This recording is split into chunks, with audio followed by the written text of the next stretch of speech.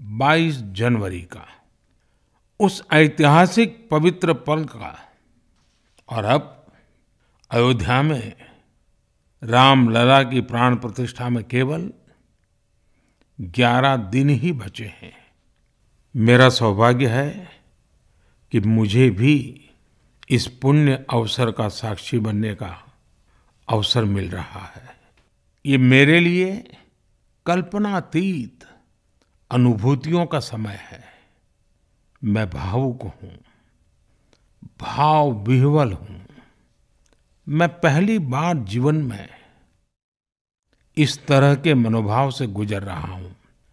मैं एक अलग ही भाव भक्ति की अनुभूति कर रहा हूँ।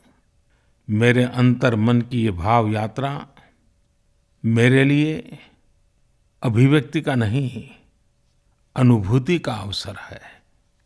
चाहते हुए भी मैं इसकी गहनता, व्यापकता और तीव्रता को शब्दों में बांध नहीं पा रहा हूँ।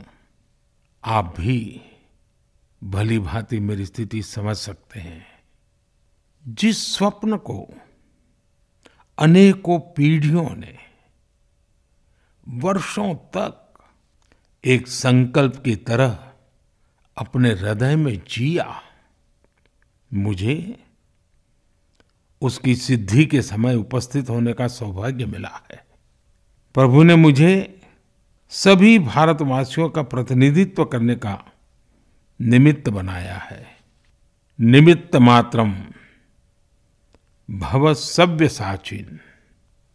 ये एक बहुत बड़ी जिम्मेदारी है। जैसा हमारे शास्त्रों में भी कहा गया है, हमें ईश्वर के यज्ञ के लिए, आराधना के लिए स्वयं में भी दैवीय चेतना जागृत करनी होती है।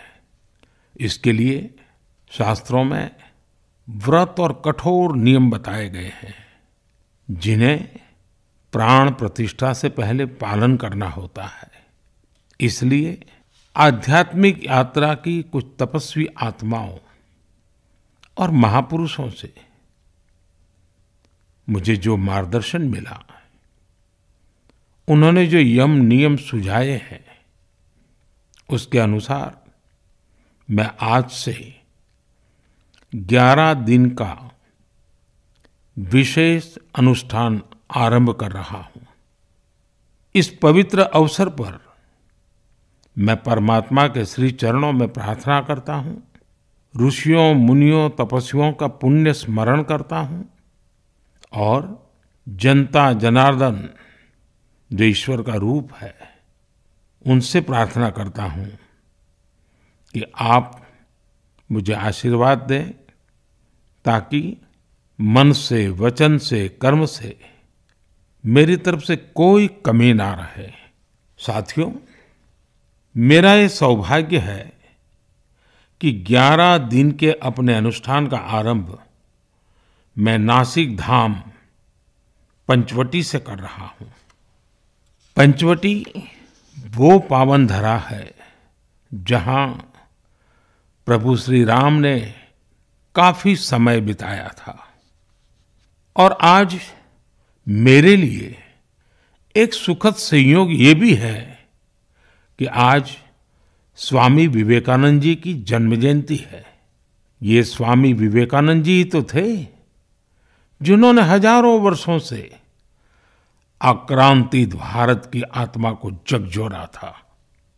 आज वही आत्मविश्वास भव्य राम मंदिर के रूप में हमारी पहचान बनकर सबके सामने है।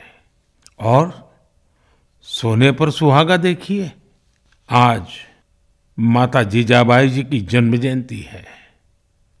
माता जीजाबाई जिन्होंने छत्रपति शिवाजी महाराज के रूप में एक महामानव को जन्म दिया था। आज हम अपने भारत को जिस अक्षुण्ण रूप में देख रहे हैं, इसमें माता जीजाबाई जी का बहुत बड़ा योगदान है। और साथियों, जब मैं माता जीजाबाई का पुण्य स्मरण कर रहा हूँ, तो सहज रूप से मुझे अपनी माँ की याद आना बहुत स्वाभाविक है।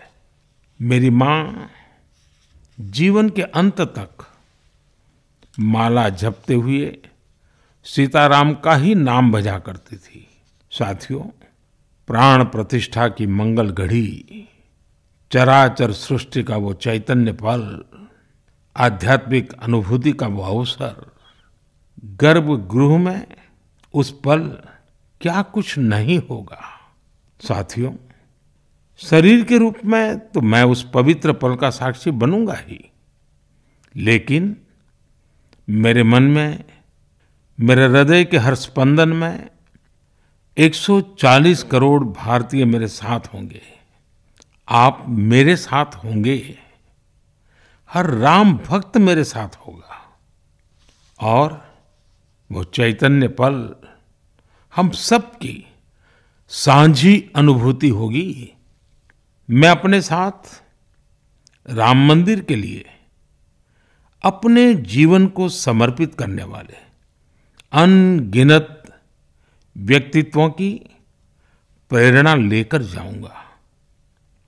त्याग तपस्या की वो मूर्तियां, 500 साल का धैर्य, दीर्घ धैर्य का वो काल, अनगिनत त्याग और तपस्या की घटनाएं, दानियों की, बलिदानियों की गाथाएं, कितने ही लोग हैं जिनके नाम तक कोई नहीं जानता, लेकिन जिनके जीवन का एकमात्र ध्येय रहा है भव्य राम मंदिर का निर्माण।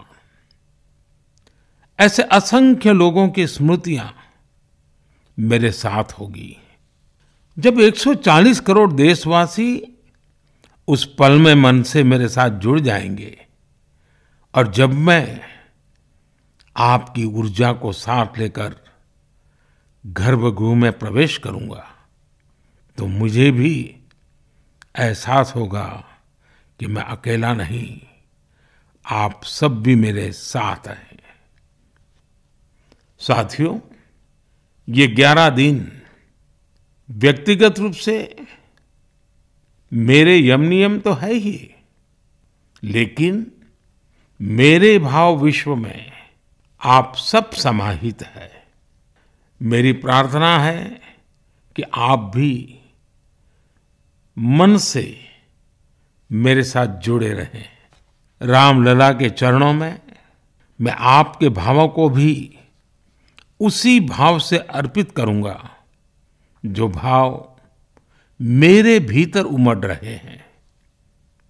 साथियों, हम सब इस सत्य को जानते हैं कि ईश्वर निराकार है, लेकिन ईश्वर साकार रूप में भी हमारी आध्यात्मिक यात्रा को बल देते हैं। जनता जनार्दन में ईश्वर का रूप होता है, ये मैंने साक्षात देखा है, महसूस किया है। लेकिन जब ईश्वर रूपी वही जनता शब्दों में अपनी भावनाएं प्रकट करती है, आशीर्वाद देती है, तो मुझ में भी नई ऊर्जा का संचार होता है। आज मुझे आपके आशीर्वाद की आवश्यकता है, इसलिए मेरी प्रार्थना है कि शब्दों में, लिखित में अपनी भावनाएं जरूर प्रकट करें, मुझे आशीर्वाद जरूर दें। आपके आशीर्वाद का एक एक शब्द मेरे लिए शब्द नहीं, मंत्र है। मंत्र की शक्ति के तौर पर वो अवश्य काम करेगा। आप अपने शब्दों को, अपने भावों को नमो ऐप के माध्यम से सीधे मुझ तक पहुंचा सकते हैं। आइए हम सब प्रभु श्री राम की भक्ति में डूब जाएं। इसी भाव के साथ आप सभी राम भक्तों को कोटि कोटि नमन। जय सिया राम, जय सिया राम, जय सिया राम।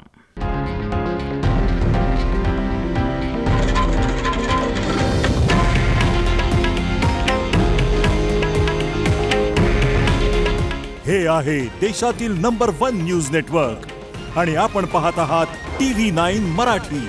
काळजी तुमची, हित महाराष्ट्राचं.